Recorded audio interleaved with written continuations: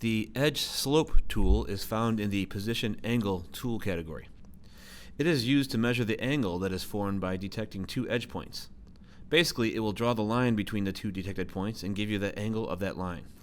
For example, it could be used to check the angle of pins on a part, or the angle of an edge of a web or other part to make sure it's aligned properly. The generic tool name for this in the function list is called Edge Angle. We will add the tool from the Position Angle category.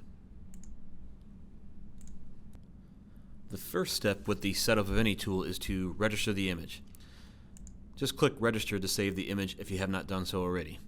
This saves the reference image into the program settings, and it can be used to set up the tool. The next step will be to set up the inspection region. This tool only has one choice for the inspection region. It is a special rotated rectangle that is actually two inspection regions in one. The two blue rectangles is where the tool will scan and find the two edge points needed to create the angle. In this example, we will detect the angle of the bottom of this metal strip to make sure it is straight and not skewed at all. The direction of this arrow for the rotated rectangle will be the direction that it scans and looks for the edges. The red handle can be used to rotate the rectangle as needed for the application. So we'll go ahead and rotate it. You can move the rectangle around at any point by just dragging, clicking and dragging. And any of these green handles can be dragged to set the size and shape of the box. You can change the width also of each rectangle as needed. When you're ready, just click OK. Once the inspection region is in the desired location, you can go ahead and set the edge detection conditions.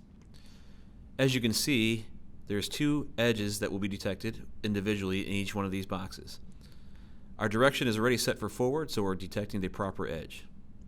If we want to, we can set the edge direction from light to dark to make sure that it picks up on only that light to dark transition.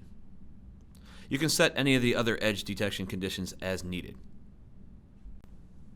As a default, both edge scans will use the same edge detection conditions.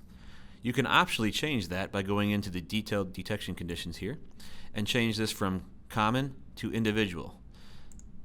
And you can individually set different edge conditions for each box if needed. The last step then will be to set up our judgment conditions for the angle.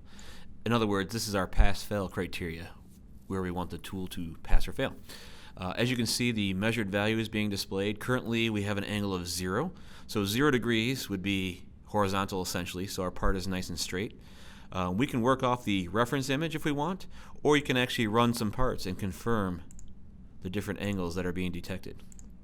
So if we want this part to fail if the angle goes beyond, let's say, 1 degree, what we can do is put an upper limit of 1 degree and a lower limit of -1 degree. So in other words, if the angle goes beyond plus or minus 1 degree, the part will fail.